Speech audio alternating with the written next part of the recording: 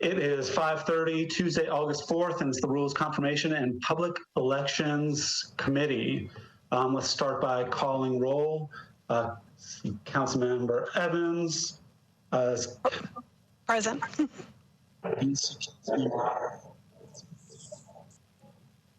Councilmember Murphy. Present. See Councilmember Rutherford. I see Councilmember Sledge. Sounded like the echo of him, and I see Councilmember Stockers. 7 out of 8. Okay.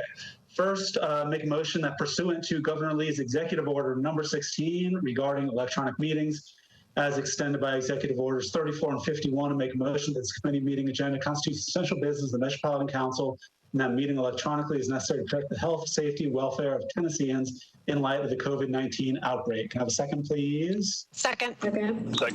Second. Any opposed?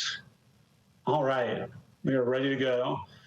Since we've been having a few tech issues, with some of the elections and confirmations, let's start there if nobody minds. Tonight we have the Historic Zoning Commission, the reappointment of Mr. Ben Mosley for a term expiring June 1st, 2025. Mr. Mosley, are you here?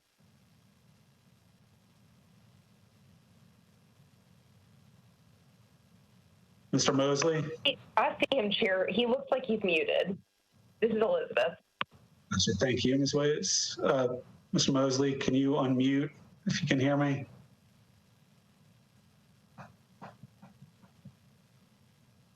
At the bottom of your screen, there might be a red microphone with a kind of a line through it, and that's what you would tap to unmute.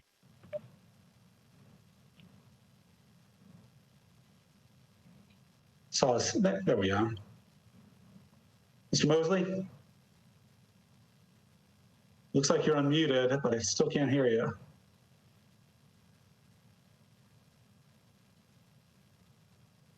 Your phone itself muted.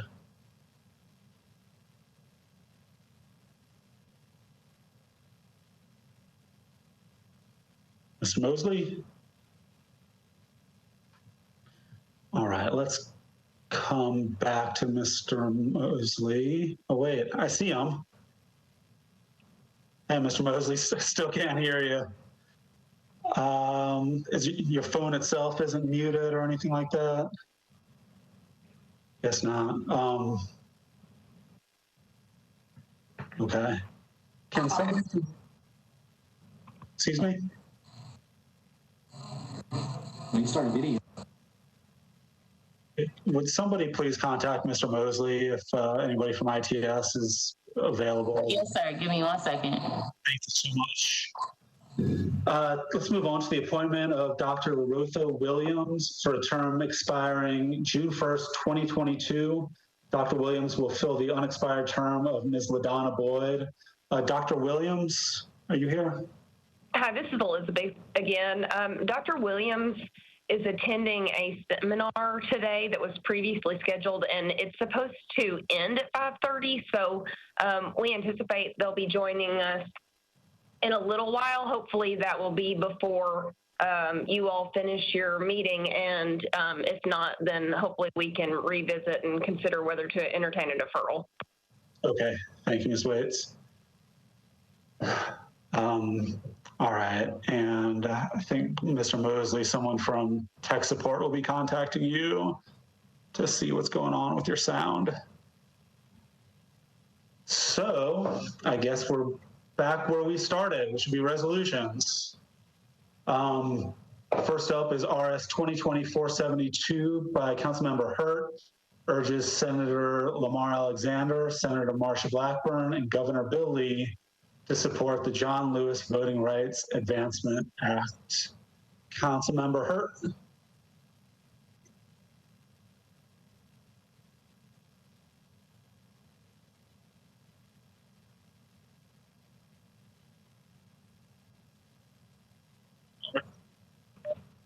It appears that her mute is still active as well. Councilman, Ms. Waits, yours isn't. Yeah, I'm using my phone mute instead of the WebEx mute. I find it's maybe a little easier. Okay, we can still hear you though. Councilmember Hurt? Every word. This resolution is just asking for us to honor John Lewis in the best way that we can, and that is to support the resolution and the legislation that they have, the national legislation of the Voting Rights Act, and having it named after Representative John Lewis. And I am just requesting that we urge our senators and our governor to support the legislation that's already been brought forth on a national level. Thank you, Councilmember. Ms. Waits, would you mute, please? We're getting some echo through you.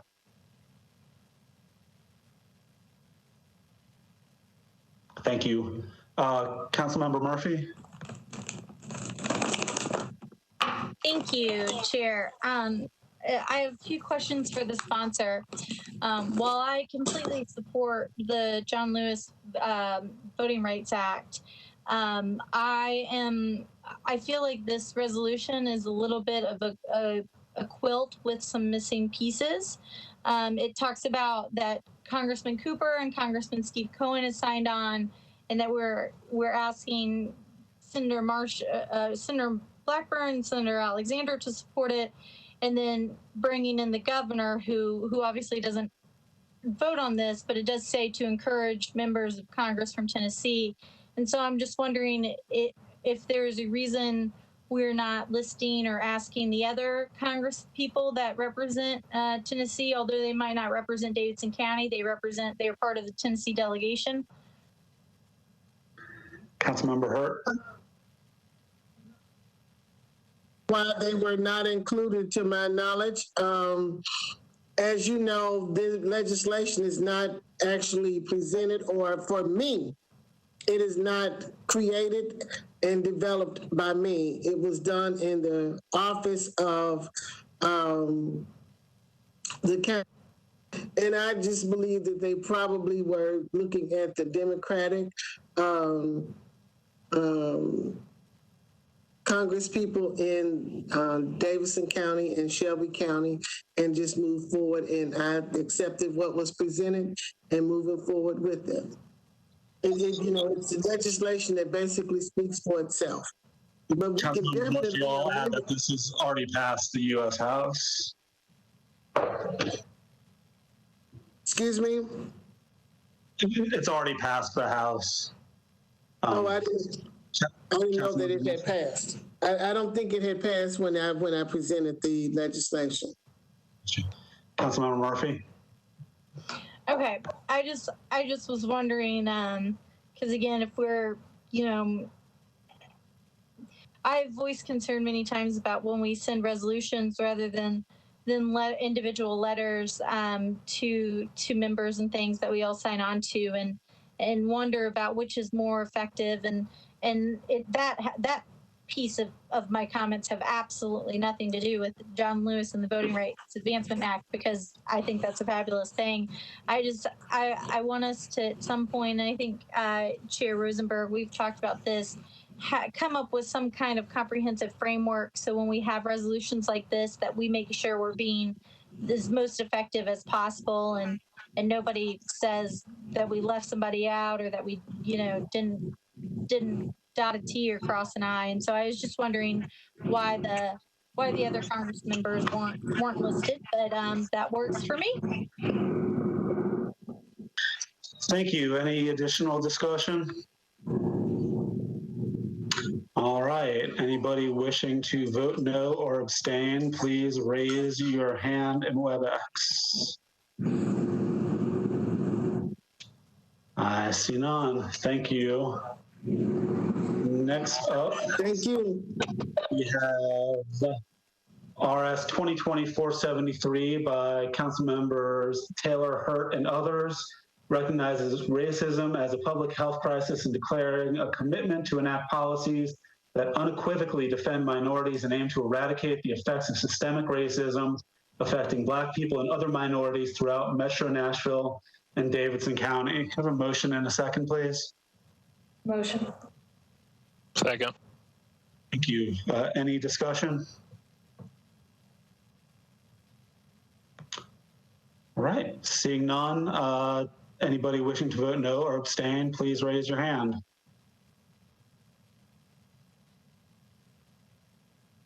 I see none. Thank you, Councilmember Taylor. Next up, RS 2020-474, Van Rees, Berkshire, and others. A resolution to encourage the ringing of the bells on August 18th, 2020 to commemorate the 100th anniversary of the ratification of the 19th Amendment in conjunction with the opening of Votes for Women at the Nashville Public Library. Have a motion and a second, please. Motion. Second. Right. Any discussion? Yes, please. Who is that? It's Nancy. Okay. All right. Briefly, what do you got? Yeah, just wanted to make sure everybody was aware that this is the final in the series of the resolutions that the Women's Council caucus, if you will, and the Mayor's Council on the State of Women have done jointly since September of last year. This evening will be a very special presentation of this resolution at the beginning of the meeting, and I encourage approval so that we can move forward to that historic moment. Thank you, Councilmember. Councilmember Murphy. Thank you. I'd just like to express my appreciation for the Women's Caucus being actually involved in the reading of the resolution, since we've not been involved in much of it since until now. Thank you. Any additional discussion?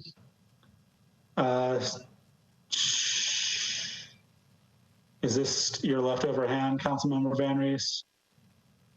Yes, I have dangling hands, sorry. Okay, great. All right, ready to vote. Anybody want to vote no or abstain? Good, all right. And Councilmember Lee is here, so that is 8 in favor and none against, and we have a full committee. Okay, we have a late resolution that I think is Johnston, Sepulveda, and Gamble.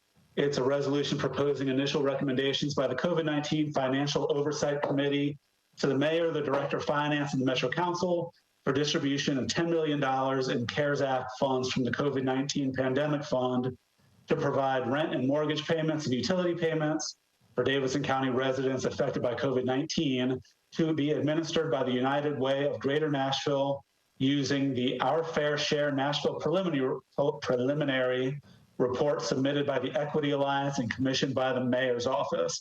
And this was discussed in budget yesterday. And we just need Councilmember Sepulveda, I guess, just the reason for the late file and why it needs to go tonight, please. Yes. Thank you, Chair. It was late filed because the committee voted yesterday on the language for the resolution. So it was submitted just yesterday. And needless to say, we have a lot of people waiting on some relief. And so I would like to have the committee support. Thank you, Council Member. Anybody have any questions or concerns? Okay, great, thank you. And then the last thing before we get back to elections and confirmations, bill on second reading, BL 2020-383, Rosenberg and Welsh, readopts the code of the Metro government prepared by the Municipal Code Corporation, including supplemental and replacement pages thereof, containing certain ordinances of a general and permanent nature enacted on or before March 18th, 2020. So we are 4 months behind. Can we have a motion in a second, please? Motion. Moved. So moved. Second. Discussion. Thank you. Seeing none, ready to vote. Anybody wanting to vote no or abstain, please raise your hand. See none. Great, thank you. Now let's give it another shot. Mr. Mosley? All right, any better this time? Yes, much better. Thank you. And it is Okay. Mosley and not Mosley, right? Mosley's correct. Third time's a charm. All right, thank you. Yeah, sometimes. Okay, would you mind? This is a reappointment for Mr. Mosley to the Historic Zoning Commission. Would you mind introducing yourself and talking a little bit about your time on the commission? Sure. My name's Ben Mosley, lifelong Nashvilleian, born and raised here. I have an architecture degree from Bachelor of Architecture degree from University, or Auburn University, and practiced here in Nashville as an architect and work for a general contractor now. So have many years experience in the architectural community and know the design and construction industry pretty well. I made my home in Germantown and helped to put in place that historic district, negotiating with stakeholders, property owners, and through that process was nominated by members of staff there to be appointed a long time ago. I don't even remember how long ago it was. I've served 3-ish terms, and let's see. What else do I need to say? I think that should do it. Great, thank you. Anybody have any questions? Councilmember Murphy.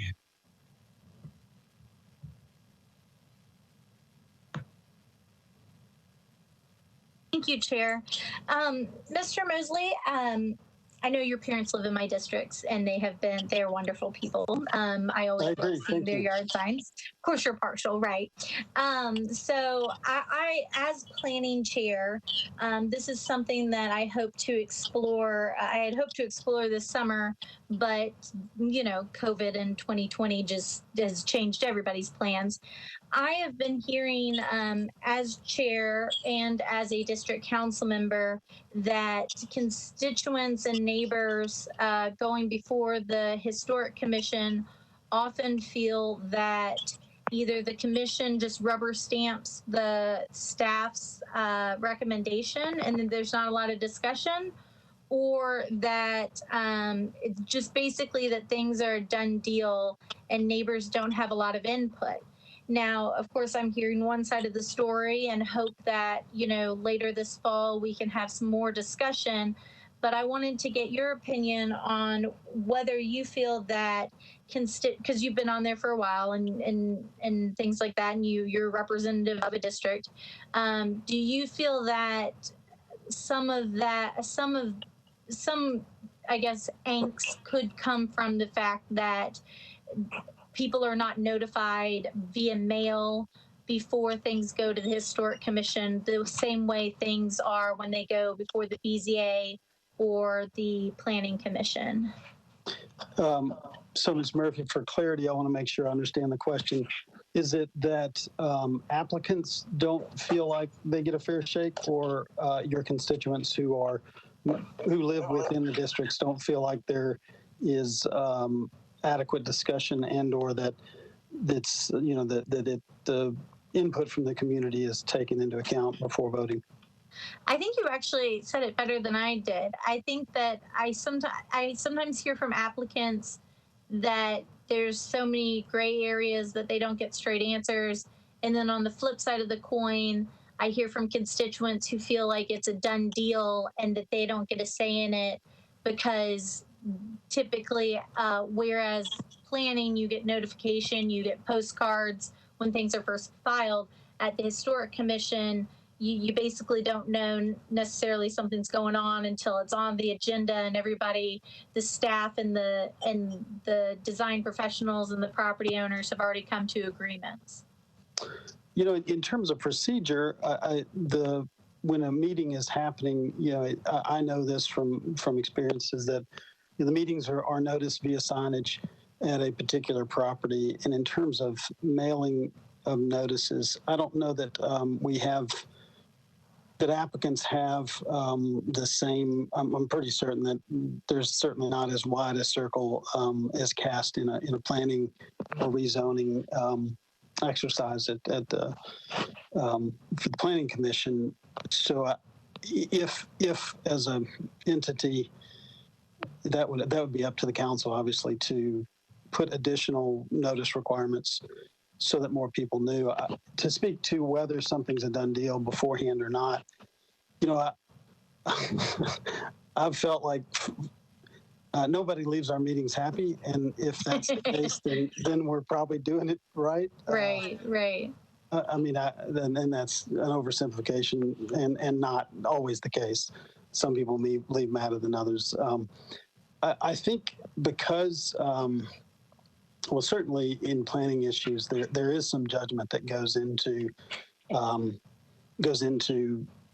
that, but less so in the endeavors of architecture and meeting guidelines that are a little, for planning, it either, in many more cases, it either is or it isn't. And you mentioned gray area. I think that we do rely heavily on the staff to provide guidance, to research and use their expertise. Is something meeting the intent of the guidelines or meeting the guidelines when it's very specific?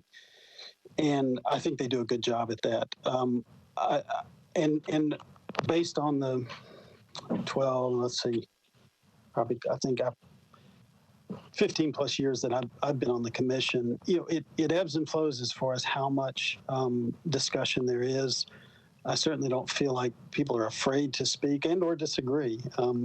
There's been maybe less disagreement over the last several months.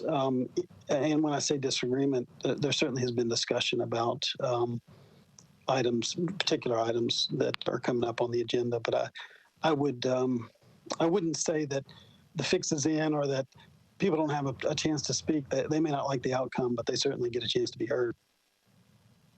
Okay, thank you. I look forward to probably continuing this conversation with you and other members of the board, but I won't bore the rest of the rules committee with some of the minutia that serving as the planning and historic chair that I'd like to discuss further. So thank you so much for your time, your long time service on this board, and I'd love to move for approval. Thank you, council member. Okay. First, is there a second on the motion for approval? Second. All in favor, or anybody wishing to vote no or abstain, please raise your hand. 8 in favor, none against. Thank you, Mr. Mosley. See you next door in the chamber. All right. Okay, Dr. Williams does not appear to have made it. Is that right? Dr. Williams, you're not on one of the phones, are you? Okay, I move that we defer one meeting. Well, actually, Ms. Eitland, this won't push us past 90 days, will it? If we defer Dr. Williams tonight? I don't know that off the top of my head. Let me see if I can find out real quick, and I'll try to. It's okay. Okay, we'll ask you again during the council meeting, or if we hear otherwise before the council meeting, we'll change. Otherwise, I'd like to make a motion that we defer one meeting. Chairman, this is a vice mayoral appointment, if that helps. Oh, it does. Okay, then there's nowhere to go. Perfect. Thank you, Ms. Waits. Okay, is there a second on the motion to defer one meeting? Second. Second. Anybody want to vote no or abstain on the deferral? Seeing none. All right, anybody else have anything else they want to speak up about? We're 6 minutes early, and pretty much every committee's been early today, so. Motion to adjourn. Not you, Councilmember Murphy. Okay. I've got a rule suspension. Oh, okay. I thought you were kidding. Okay, what do you got? So as I mentioned on the floor whenever we met last, that with my lobbyist bill, BL 2020-147, which you all should have in your inbox, a nice little novel letter written about my legislative intent and some more details. I, as committed, continued to work on, and there were a few more little technical details to get worked out, and so I'll be asking for a rule suspension to amend that on 3rd, and with that comes the the endorsement of the League of Women Voters, the endorsement of the American Institute of Architects, Middle Tennessee. The chamber no longer has, we've addressed the bulk of their concerns. They are not opposing, or they're basically neutral on it.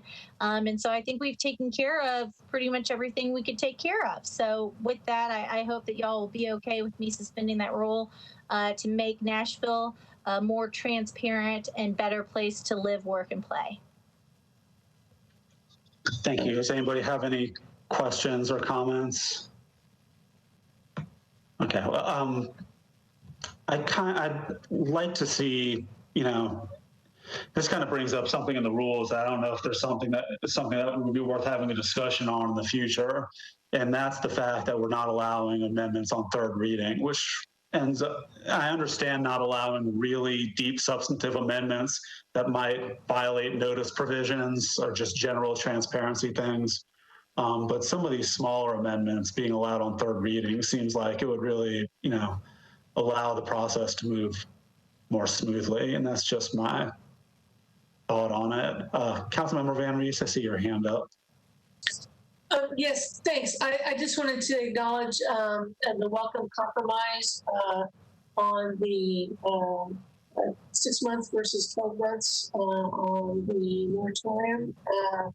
And I wanted to thank Councilmember Stiles for that creative idea, and for Councilmember Murphy for including it on this final document. Great, thank you, Councilmember. All right, so I don't see anybody with any questions or concerns, so I think we're good to go, Councilmember. Still got 3 minutes to kill. Anyone? Great. All right, it's the spirit of the night. We're adjourned. Thanks all.